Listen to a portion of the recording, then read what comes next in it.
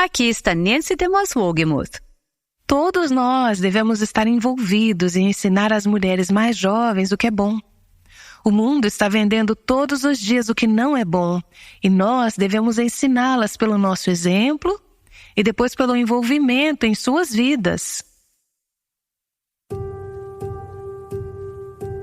Este é o Aviva Nossos Corações, com Nancy DeMoss Wogemuth, autora de Mulheres Atraentes Adornadas por Cristo, na voz de Renata Santos. Exploramos Tito 2, de 1 a 5 nos últimos meses em uma série chamada Adornadas. Nesta série, Nancy nos ajudou a entender muitos conceitos importantes. Ela nos ajudou a definir uma sã doutrina. Também ouvimos sobre envelhecer com graça. E fomos incentivadas a desenvolver relacionamentos de mentoria próximos. Houve muito mais neste estudo aprofundado. Se você perdeu alguma parte, pode ter acesso aos episódios anteriores no nosso site www.avivanossoscoracões.com. Hoje é o último dia da série, e para encerrar, ouviremos uma visão geral de Tito 2, de 1 a 5, de Nancy e seu marido Robert Wogemuth. Eles conversaram com Dan Jarvis, um pastor de sua região, sobre Tito 2. Ele estava pregando sobre o livro de Tito e sabia que se alguém pudesse compartilhar insights desse trecho, seria Robert e Nancy.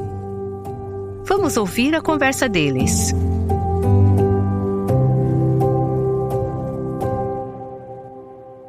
Desde a criação, sabemos que Deus não tinha a intenção de que vivêssemos sozinhos como indivíduos.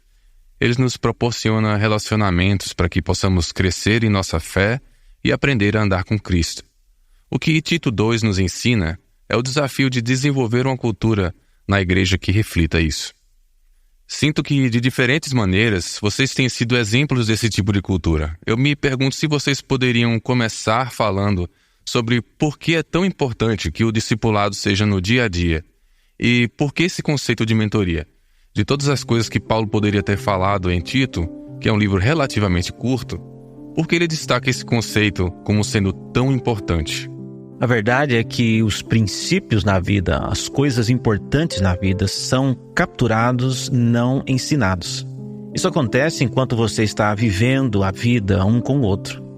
Então, esses princípios são interessantes, talvez desafiadores, mas transformadores quando você os vive na vida real. A maneira de transferir esse conceito de uma pessoa para a outra é vivendo. Portanto, essa é uma conversa muito importante. A ideia de passar a verdade de uma geração para a próxima, de uma pessoa para outra, ou de uma pessoa mais velha para uma mais jovem, ou mesmo como diz 1 Timóteo 4,12, ninguém o despreze por você ser jovem. Pelo contrário, seja um exemplo para os fiéis na palavra, na conduta, no amor, na fé, na pureza. Em alguns casos, a mentoria vai de mais jovem para mais velho. Não é necessariamente uma questão de idade. É uma pessoa ensinando outra pessoa através da maneira como vivem a verdade. Acho que tendemos a ser tão individualistas na cultura ocidental. É o meu crescimento, minha fé e meu relacionamento com Jesus. Mas, na verdade, se você analisar a Escritura, o relacionamento com Deus acontece na comunidade. Fomos feitas para a comunhão, fomos feitas para o relacionamento. A Trindade opera dessa maneira. O Pai, o Filho e o Espírito Santo têm papéis diferentes, mas são unificados. Eles são uma essência, mas operam de maneiras diferentes. E isso é um padrão para nós. Então, precisamos uns dos outros para crescer em nossa fé. Adoro a maneira como Paulo esclarece isso aqui, conforme o Dan tem nos guiado nas últimas semanas. Vemos no capítulo 1 como os líderes precisam ser. Eles precisam ter vidas exemplares.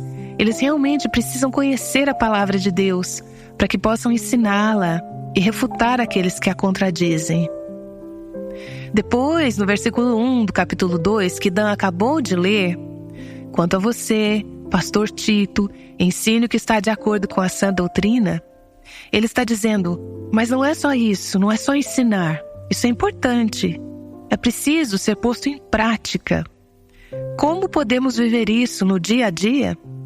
Ele diz às pessoas mais velhas na igreja, talvez mais velhas espiritualmente, ou mais velhas cronologicamente. Em primeiro lugar, precisamos de vocês, pessoas mais velhas. É isso que ele está dizendo aqui. Não fiquem de fora e pensem que seus dias de servir e ministrar e dar frutos acabaram. Precisamos de vocês.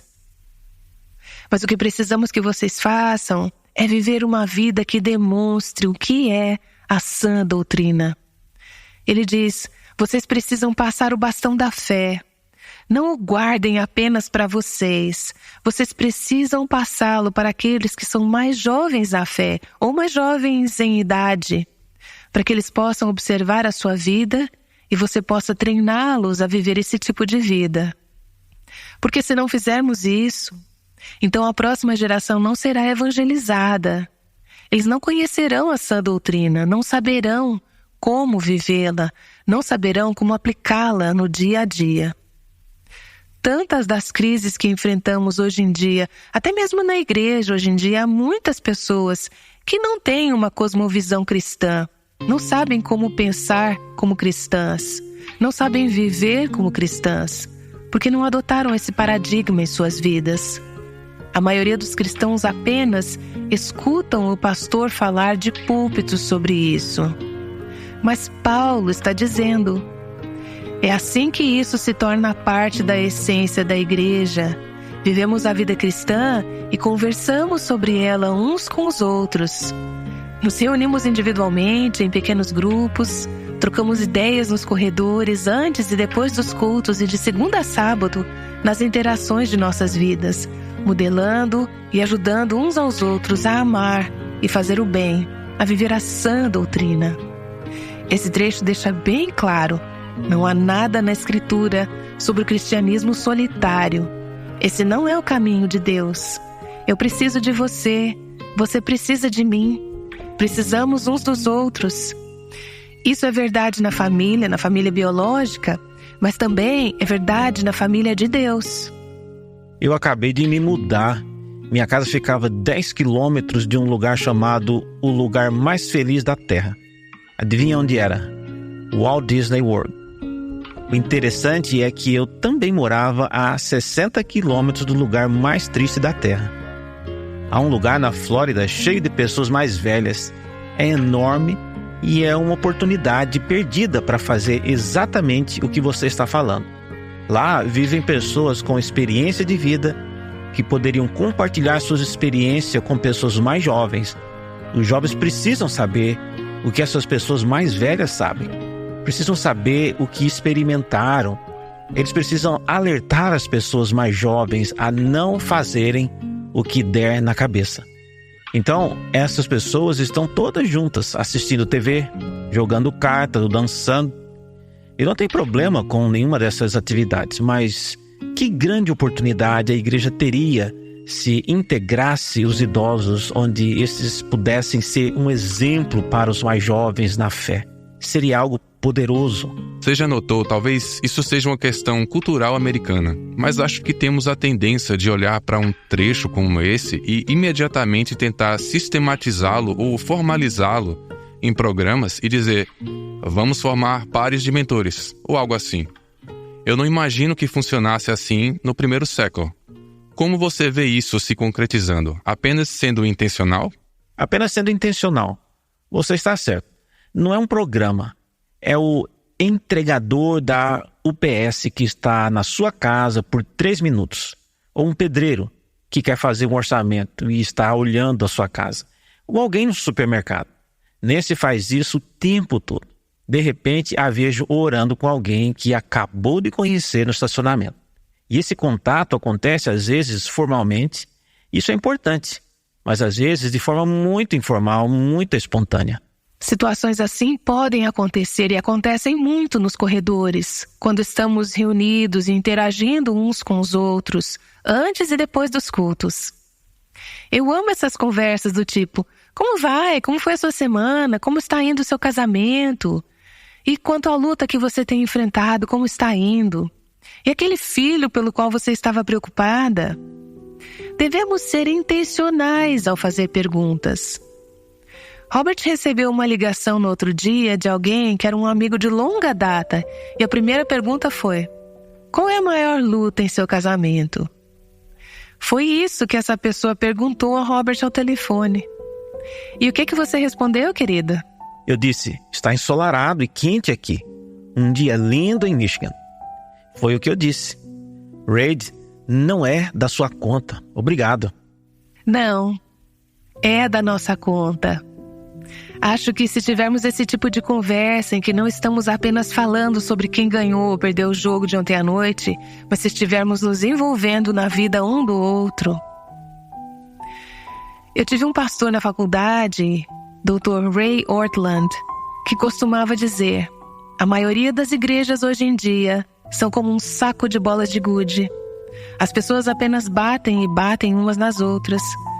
Mas deveríamos ser como um saco de uvas, que, quando pressionadas, produzem suco, e assim uma identidade é formada. E isso acontece quando conversamos. Adoro aquele versículo em Malaquias 3,16. Então, aqueles que temiam o Senhor falaram uns com os outros, e o Senhor ouviu o que disseram. Na presença dele foi escrito um livro memorial para registrar os nomes dos que temiam e que sempre honravam o seu nome. Quando conversamos, devemos ser intencionais, não apenas sobre as coisas superficiais. Oi, como você está? Tudo bem? Se você está bem, ótimo. Mas muitas vezes acho que dizemos que estamos bem, mas o que realmente precisamos dizer é: estou passando por uma situação super difícil, você pode orar por mim? Ou você pode perguntar: como posso orar por você? É no dia a dia, nesse tipo de conversa intencional, onde muito crescimento, discipulado e mentoria acontecem. Isso é muito verdade. Robert, você compartilhou algo anteriormente que eu gostei e que simplifica um pouco. Você compartilhou um princípio chamado PTB. Isso pode nos ajudar a estruturar relacionamentos de discipulado. O que é isso? Em 2005, fui convidado para fazer o discurso de formatura na Universidade Taylor, onde me formei. Então eu disse aos formandos: vou falar hoje sobre PTB. E não, isso não significa Pretty Terrific Baritone, o grupo que cantou e foi incrível. Significa Paulo, Timóteo e Barnabé. E como é importante para nós ter esses 3 tipos de pessoas em nossas vidas. P para Paulo. Um Paulo é alguém diante de quem você se senta. Na verdade, eu disse a esses formandos: vocês estão deixando muitos Paulos em suas vidas, muitos desses professores. Eu olhei para os professores com as suas estolas engraçadas e chapéus quadrados e disse: vocês foram Paulos para esses alunos. E agora, eles terão que encontrar alguém para ocupar seu lugar. É super importante estar com pessoas que estejam mais avançadas em fé do que nós, as quais possamos fazer boas e difíceis perguntas. Então, Paulo. T para Timóteo. Seja você um Paulo para outra pessoa. A câmera está sempre ligada, o microfone está sempre aberto. Isso significa que em minha vida alguém está sempre observando, alguém está sempre ouvindo. Isso tem impacto sobre como falo, como ajo. Se eu segurasse uma câmera na sua frente e dissesse: ok, vou gravar esta conversa, você seria diferente. Não podemos evitar, certo? Talvez uns 20 anos atrás eu estava na cabine de transmissão de um jogo de beisebol na liga principal. Na verdade, eu estava lá com um amigo meu. Então éramos nós dois com o locutor. E o microfone estava desligado. A câmera estava desligada. A luz vermelha estava desligada. O locutor falava como um marinheiro bêbado. E era um palavrão cada 2 palavras. Incrível! E a luz se acendeu. E ele mudou completamente seu vocabulário. Agora, o que me surpreende é que ele conseguiu fazer isso. Senão teria perdido seu emprego imediatamente se tivesse se esquecido que a luz vermelha estava ligada. Mas para todos nós, a luz vermelha está sempre ligada. Seus filhos, seu cônjuge, seus vizinhos, eles estão observando, escutando, especialmente se sabem que você veio da igreja e estão tentando ver que diferença isso faz em sua vida. Então, um Paulo, um Timóteo. E B, um Barnabé. Alguém que te diga, você consegue. Precisamos dessa nuvem de testemunhas. Assim, o cristão entra no jogo com uma vantagem de campo, todos nós. A multidão não está zombando, está aplaudindo, está torcendo por nós. Minha mãe, que está no céu desde 2005, era a encorajadora na minha vida. Meu pai era aquele que dizia, pegue suas meias, sente-se direito, não se atrase. E esses são os valores fundamentais do meu pai. Mas minha mãe dizia, você consegue, e eu acredito em você. Havia momentos ou situações na minha infância ou adolescência em que eu não me sentia capaz. E às vezes eu me sentia como um adolescente atrapalhado. Minha mãe me dava esperança e me encorajava. Ela foi um Barnabé na minha vida. A alegria é que podemos ser Paulo, Timóteo e Barnabé para outras pessoas, e isso é super importante. E no contexto de Tito 2, onde mentoreamos a próxima geração, os amigos é algo que precisamos ter sempre em mente. Obrigado, Robert. Nancy, é a sua vez de falar às mulheres na igreja hoje. O que eu amo nesse texto, e o Dan tem feito um ótimo trabalho ao nos dar o contexto de por que isso está aqui e por que importa. Nesse contexto, temos um grupo de cristãos, pessoas mais velhas, pessoas mais jovens, mulheres que nessa cultura muitas vezes nem eram vistas. E talvez elas se perguntassem, o que minha vida importa? Será que realmente tem um propósito? Sou necessária nessa comunidade de fé?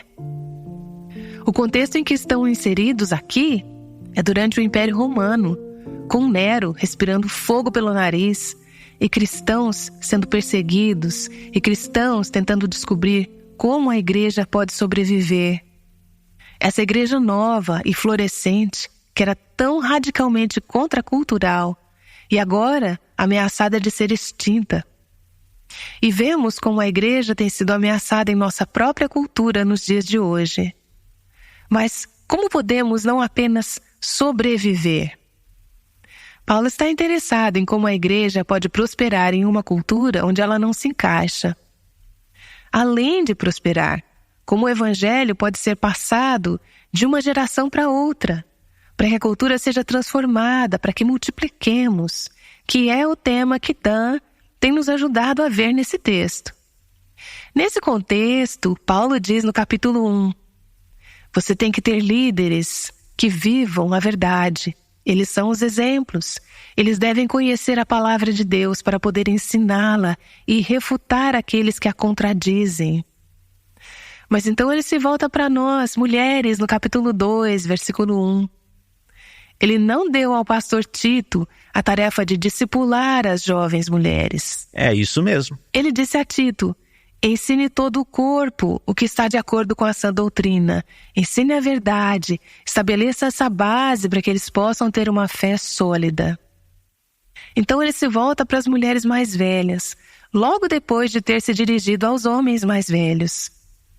E quando pensamos nesse grupo demográfico, especialmente naquela cultura, ou mesmo na nossa cultura, que poderia se sentir marginalizado ou não necessário, ele diz, mulheres mais velhas, vocês são necessárias. Vocês são muito necessárias. Se essa igreja quiser sobreviver, prosperar e cumprir a sua mensagem, sua missão no mundo. Eu sou tão grata por fazer parte de uma igreja que tem muitos cabelos grisalhos. Não apenas cabelos grisalhos, mas uma comunidade que honra pessoas em seus 70, 80 e 90. Ele diz, mulheres mais velhas, seu trabalho não está terminado. Em primeiro lugar, vocês têm que viver essa mensagem. As mulheres mais velhas, da mesma forma que os homens mais velhos, devem ser reverentes em seu comportamento. O que isso significa? Bem, ele aponta duas coisas aqui. Primeiro, elas não devem ser difamadoras. E segundo, elas não devem ser escravas do vinho em excesso, que eu acho muito interessante. Por que o apóstolo Paulo diria às mulheres idosas da igreja: não fiquem bêbadas?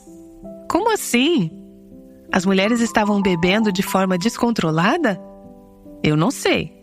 Mas o que temos claro é que ele está falando com elas em áreas onde talvez pudessem ficar descuidadas. Então, ele diz: se vocês vão ser reverentes em seu comportamento, aqui está como demonstrar isso. A maneira como vocês falam e um estilo de vida controlado.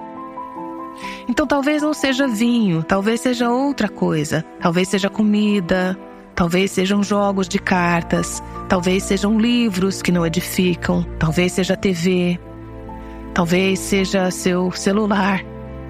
Vivam uma vida que demonstre que vocês honram e respeitam e temem o Senhor, tanto na forma como falam, como nos seus hábitos.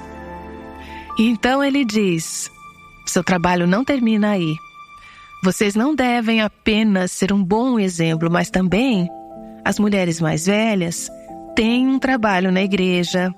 Elas devem ensinar o que é bom e assim treinar as jovens.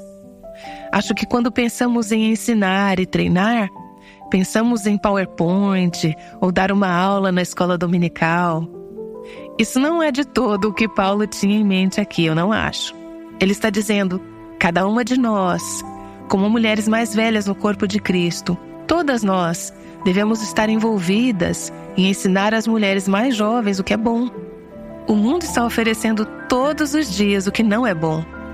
Portanto, devemos ensiná-las pelo nosso exemplo e depois pelo nosso envolvimento em suas vidas o que é bom e treiná-las. Então, se a demografia mais jovem, as mulheres mais jovens na igreja, não forem treinadas a amar a Cristo, a viver o Evangelho, a viver a vida cristã, então não podemos simplesmente olhar para elas e criticar e dizer: ai, essas jovens, olha só a maneira como elas se vestem, a maneira como falam, estão todas se corrompendo, alguém deveria, o pastor deveria. Não. Ele está dizendo: mulheres mais velhas, vocês são as responsáveis por isso. Vivam uma vida que seja digna de ser seguida, que crie fome e sede nessas mulheres mais jovens, e depois se envolvam em suas vidas. Isso não significa necessariamente uma aula de domingo. Não significa necessariamente um grupo pequeno que você lidera. Não significa que você tem que ter o dom de ensinar.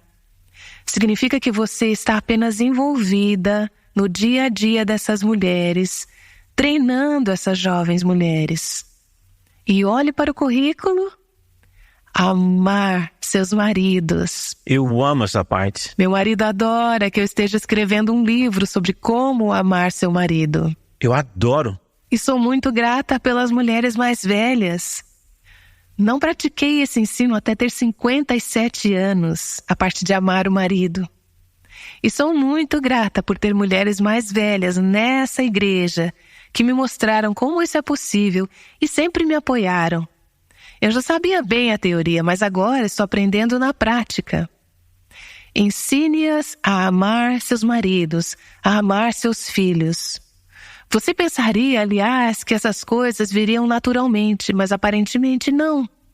O que vem naturalmente para mim é me amar.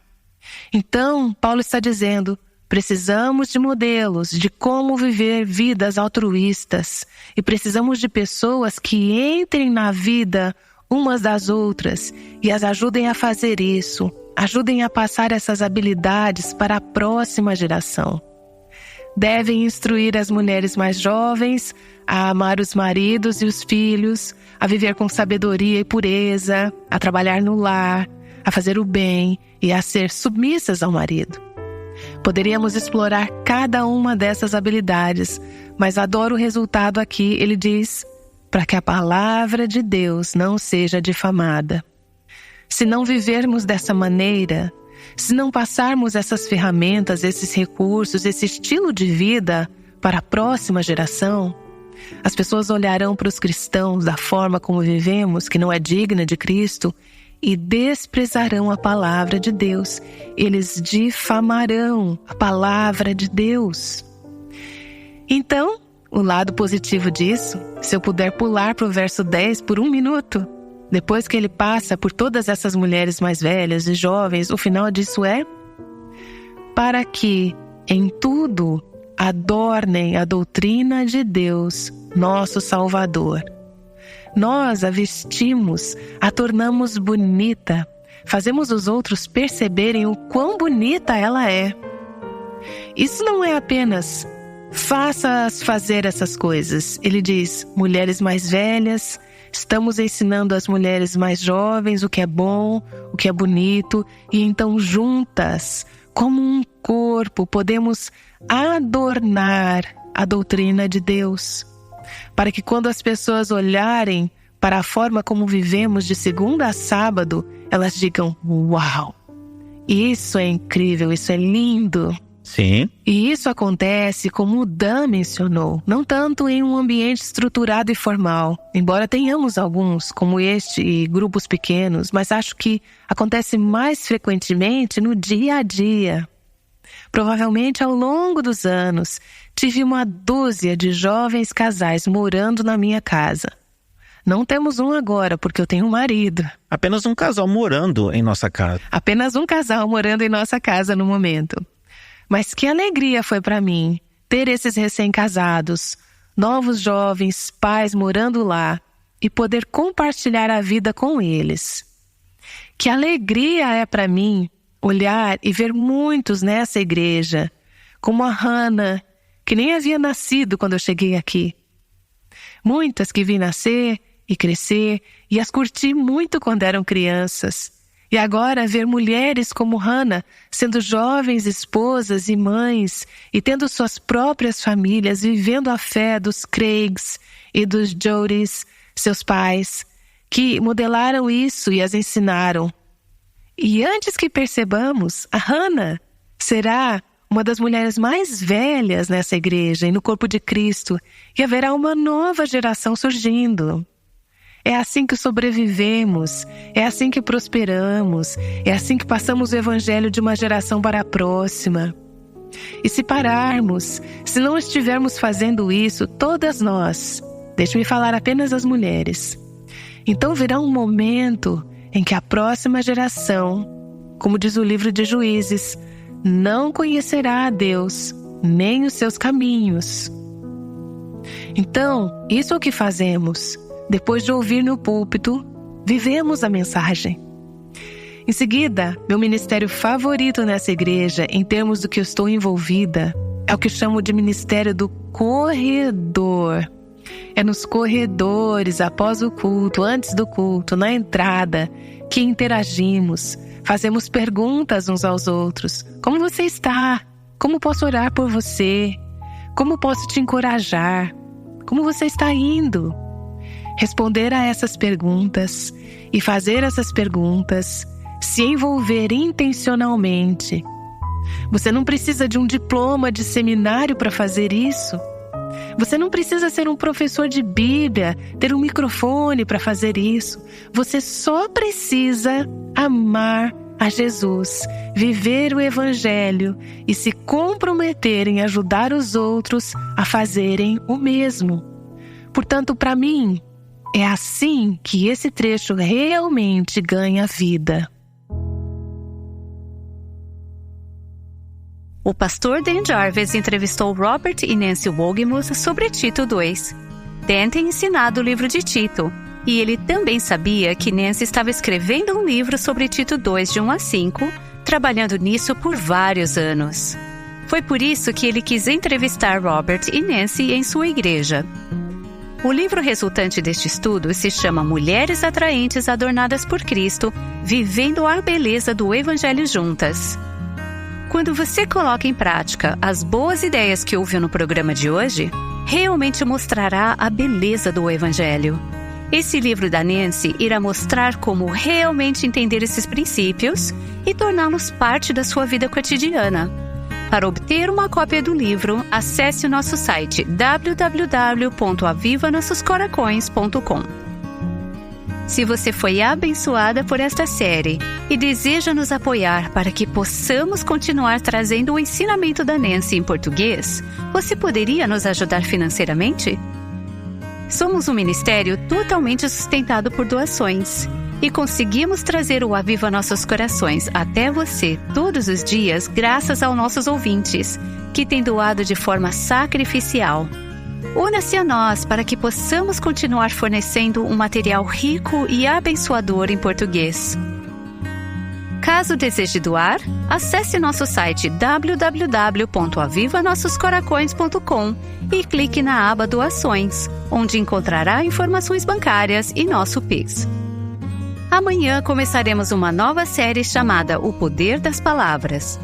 Teremos o restante desta semana e a próxima semana para mergulhar no livro de Provérbios, para escutar do Senhor como tanto as palavras que falamos, como as palavras direcionadas a nós têm um profundo impacto.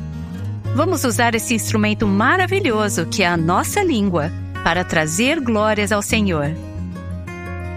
Se quisermos proferir palavras que ministram vida aos outros, precisamos estar cheias do Espírito de Deus, para que Ele seja aquele que nos motiva e capacita a falar palavras que dão vida.